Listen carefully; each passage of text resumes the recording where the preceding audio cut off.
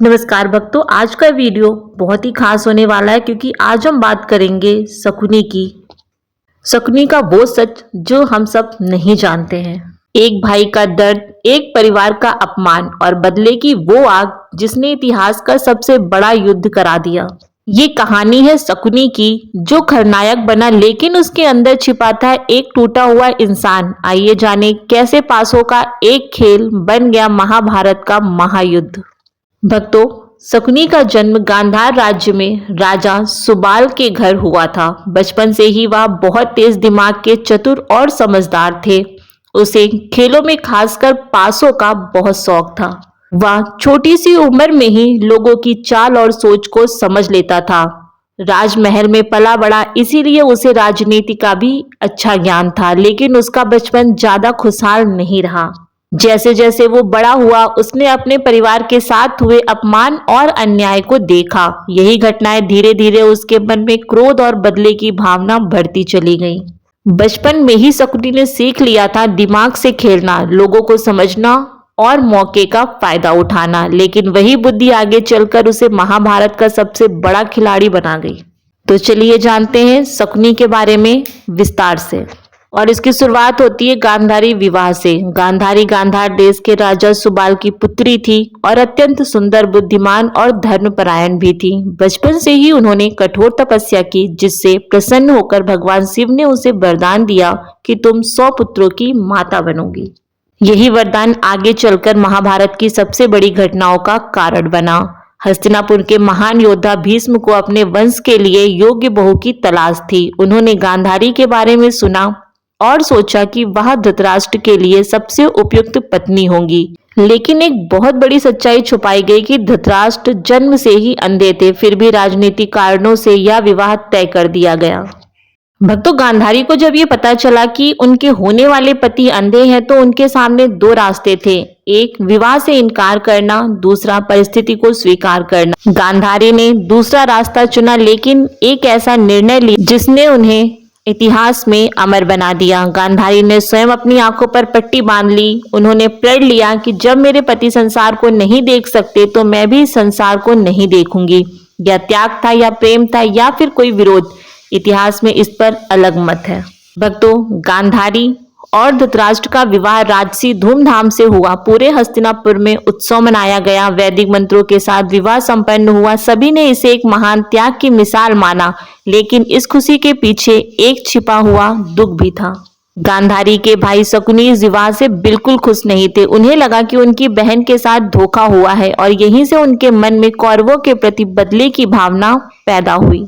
विवाह के बाद गांधारी ने पूरी निष्ठा से अपने पति का साथ निभाया। उन्होंने हमेशा धर्म का पालन किया, अपने 100 पुत्रों का पालन पोषण किया, लेकिन अपने पुत्रों के गलत कार्यों के कारण वह हमेशा अंदर से दुखी रही। गांधारी का विवाह हमें कई गहरी बातें बताता है।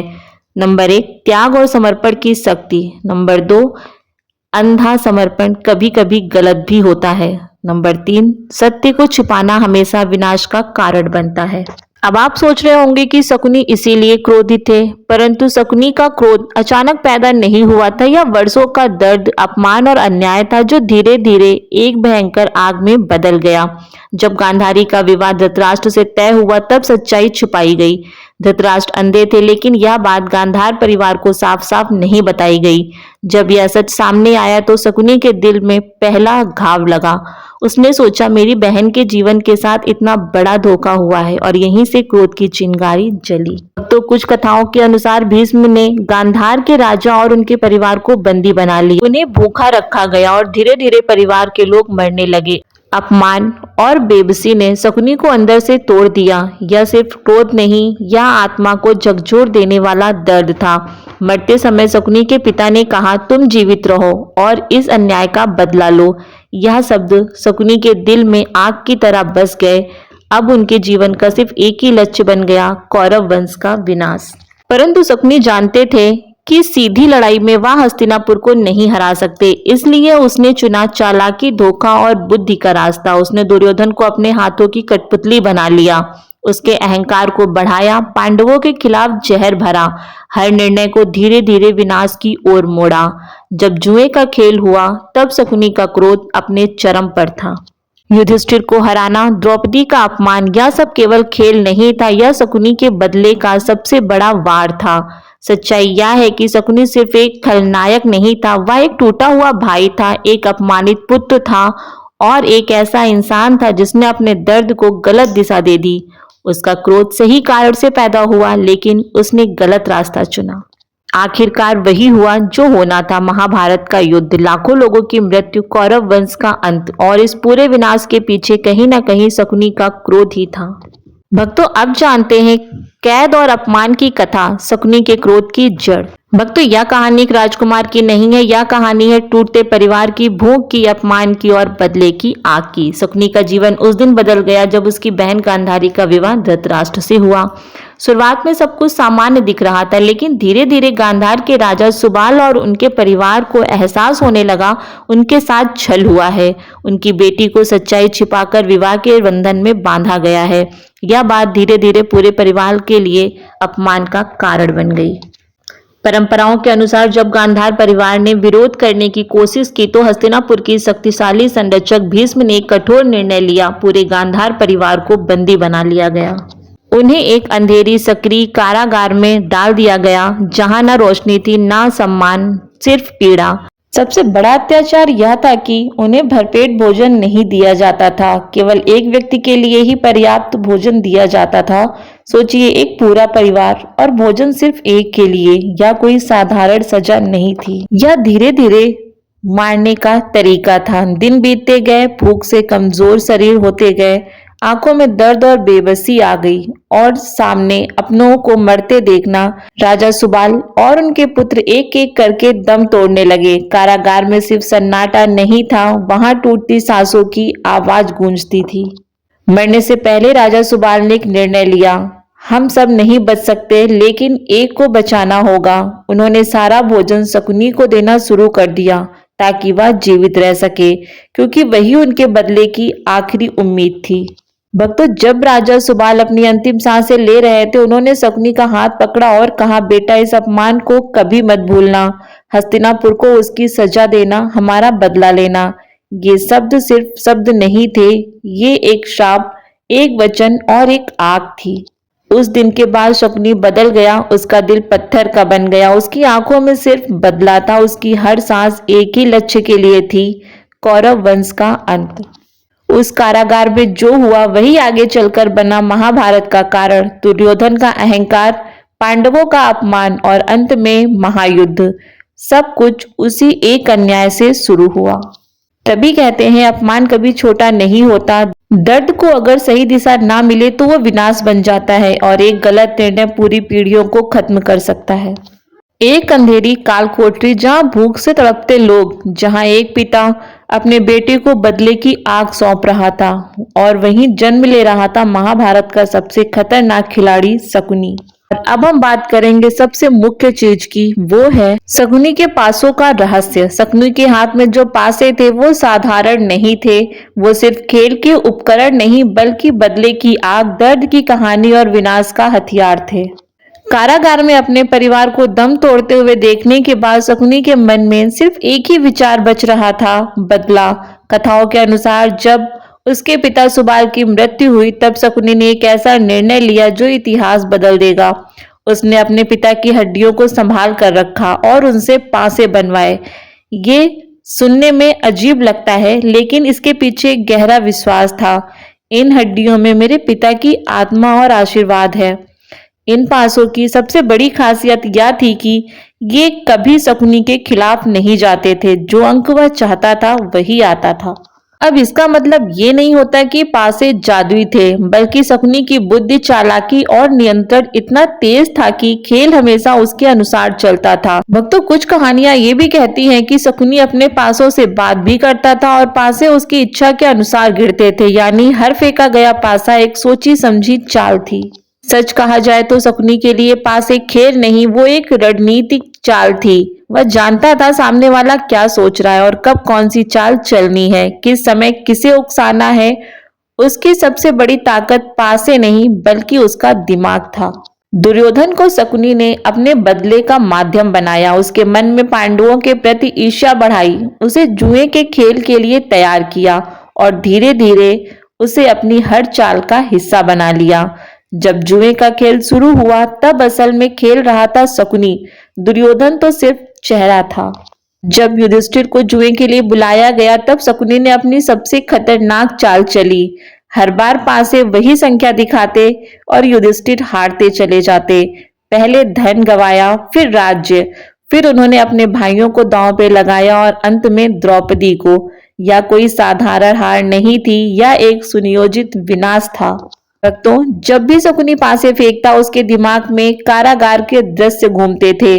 भूख से तड़पता परिवार, मरते हुए पिता, बहन का अपमान, हर पासा उस दर्द की गूंज था। और यही जुए का खेल बना महाभारत की सबसे बड़ी वजह। अगर पासे ना होते तो शायद युद्ध भी ना होता। इसीलिए कहा जाता है महाभारत का युद्ध तलवारों से नहीं पासों से शुरू हुआ था। अब सबसे महत्वपूर्ण बात, क्या सच में पासे जादुई थे? महाभारत के मूल ग्रंथ में स्पष्ट रूप से जादुई पासों का कोई वर्णन नहीं मिलता है। यह अधिकतर लोक कथाओं और जनश्रुतियों में बताया जाता है। असली सच्चाई यह है कि शकुनी एक बेहद चालाक, बुद्धिमान और मनोवैज्ञानिक खिलाड़ी था। इसीलिए कहते हैं शक्ति अगर गलत हाथों में हो तो विनाश लाती है। बुद्धि का अगर गलत उपयोग हो तो पूरे समाज को बर्बाद कर सकता है, और बदले की आग कभी शांति नहीं देती। ये सिर्फ पासे नहीं थे, ये एक पिता की आखिरी सांसें थी, एक बेटे का बदला था, और एक ऐसा खेल जिसने पूरी दुनिया को युद्ध में झोंक दिया। जब चालों का खेल खत्म हुआ और तलवारों का दौर शुरू हुआ तो महाभारत का युद्ध अचानक नहीं हुआ था। यह वर्षों से चली आ रही ईर्ष्या, अपमान, बदले और अधर्म की पराकाष्ठा थी, और इस पूरे खेल का सबसे बड़ा सूत्रधार था शकुनी।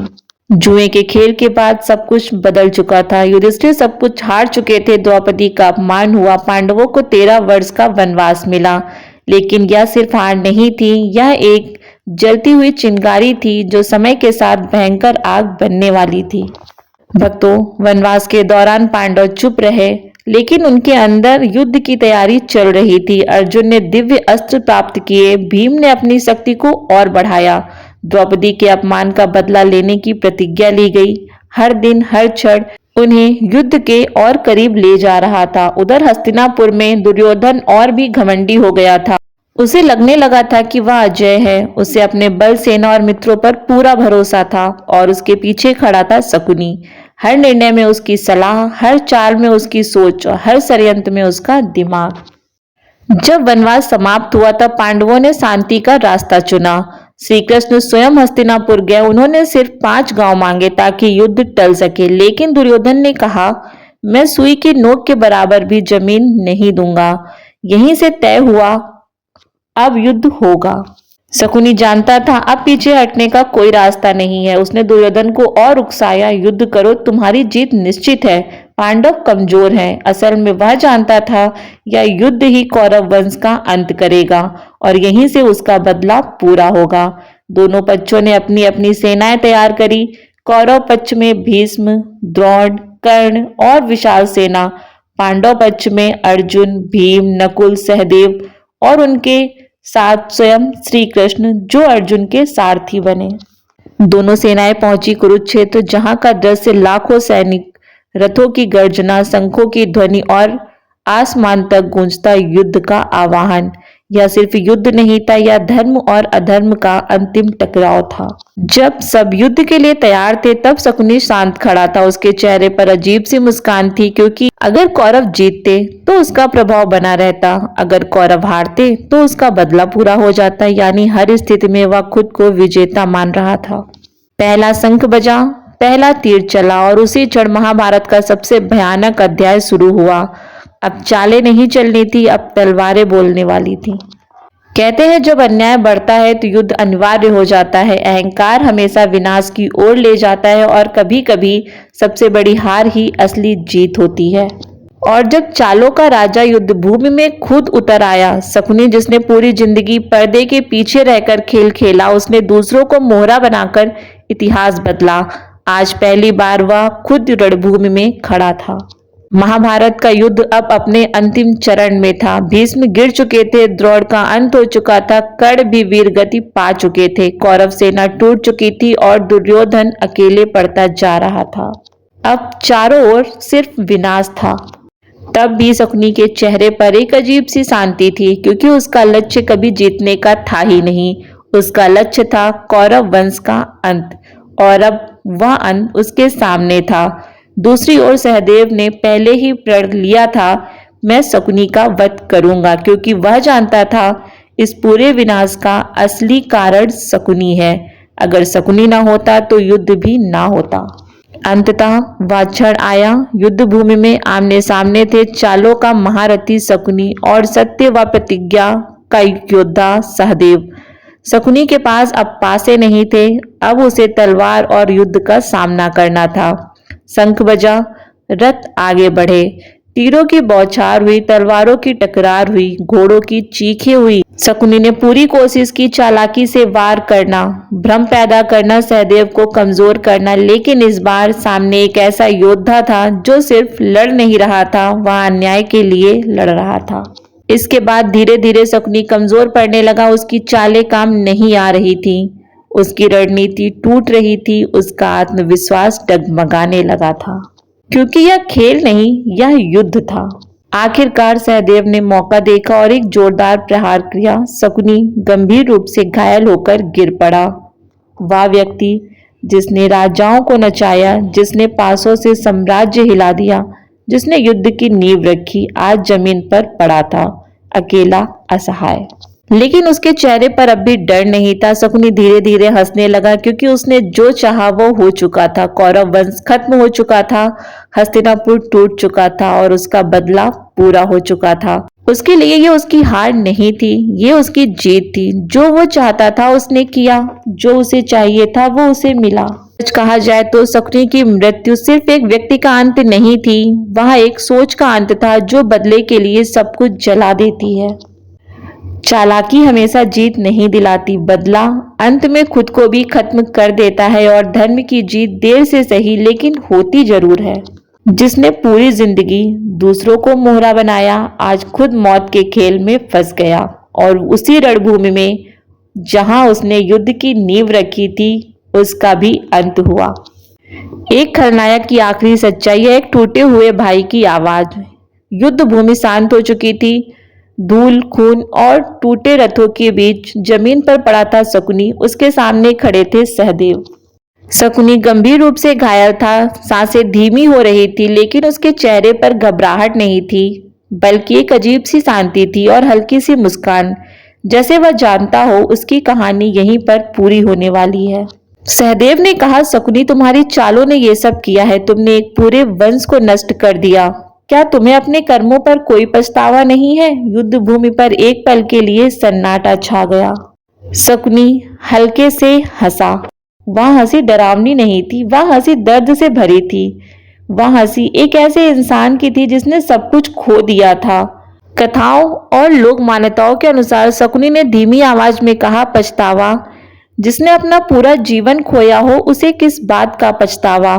उसकी आंखों में अतीत के दृश्य झलकने लगे। कारागार की अंधेरी रातें, भूख से तड़पते अपने लोग, मरते हुए पिता सुबाल। शकुनी ने आगे कहा, मैंने जो किया वो बदले के लिए किया।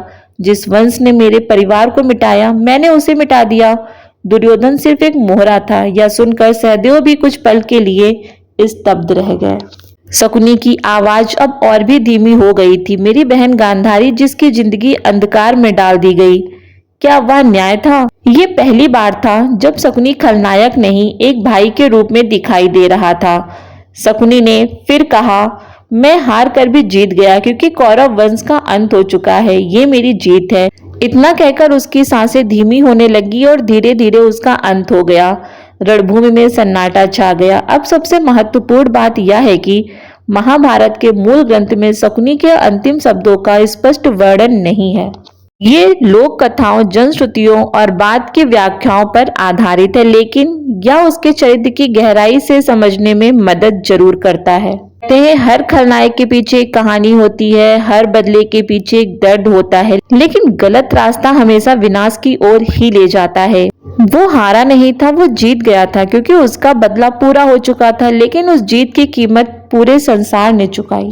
सच कहा जाए तो शकुनी सिर्फ एक खलनायक नहीं था, बल्कि एक ऐसा इंसान था जिसके अंदर दर्द और बदले की आग भरी हुई थी। उसकी हर चाल के पीछे छिपा था अपने परिवार का अपमान और बदला। लेकिन बदले की इस आग ने सिर्फ दुश्मनों को नहीं, पूरे कौरव वंश को जला दिया। महाभारत का युद्ध हमें सिखाता है कि अहंकार और अधर्म का अंत निश्चित है। शकुनी की बुद्धि बहुत तेज थी, लेकिन उसका इस्तेमाल गलत दिशा में हुआ। अगर बुद्धि सही रास्ते पर होती तो शायद इतिहास कुछ और होता। महाभारत हमें ये सिखाता है कि एक गलत निर्णय पूरी पीढ़ियों को खत्म कर सकता है। दुर्योधन, कर्ण और कौरवों का पतन सब कहीं ना कहीं शकुनी की चालों से जुड़े थे, लेकिन अंत में धर्म की जीत हुई और अधर्म का नाश हुआ। इसीलिए याद रखें, बुद्धि का सही उपयोग ही असली विजय है, वरना वही बुद्धि विनाश का कारण बन जाती है। भक्तों, यही थी शकुनी की सच्चाई। एक ऐसा खिलाड़ी जिसने पासों से इतिहास बदल दिया, लेकिन अंत में वह भी उसी विनाश का हिस्सा बन गया। अगर आपको महाभारत की रहस्यमयी और गहरी कहानी पसंद आई हो और आपने आज शकुनी की सच्चाई जानी हो, जो बहुत कम लोग जानते हैं, तो इस वीडियो को लाइक जरूर करें, ताकि हमें पता चले कि आप ऐसी कहानियां पसंद करते हैं। और इसे अपने दोस्तों और परिवार के साथ शेयर जरूर करें, ताकि वे भी इस अनसुनी कहानी को जान सकें। और अगर आप चाहते हैं कि हम ऐसी ही महाभारत रामायण की पौराणिक कथाएं लेकर आते रहें, तो हमारे चैनल को सब्सक्राइब करना ना भूलें और बेल आइकन को दबा दें, ताकि हर नई वीडियो की जानकारी आपको सबसे पहले मिल सके। आपका एक छोटा सा सपोर्ट हमें और भी बेहतर कंटेंट बनाने की ताकत देता है, या फिर यूँ कहें कि प्रेरणा देता है। और यही था शकुनी का असली चरित्र, एक ऐसा खिलाड़ी जिसने अपनी बुद्धि से इतिहास की दिशा बदली, लेकिन बदले की आग में खुद को भी जला गया। उसकी कहानी हमें सिखाती है कि बुद्धि का सही उपयोग ही इंसान को महान बनाता है, वरना बुद्धि विनाश का कारण बन सकती है। मिलते हैं अगले वीडियो में एक और रहस्यमयी कथा के साथ। तब तक के लिए अपना और अपने परिवार का ध्यान रखें। जय श्री कृष्ण।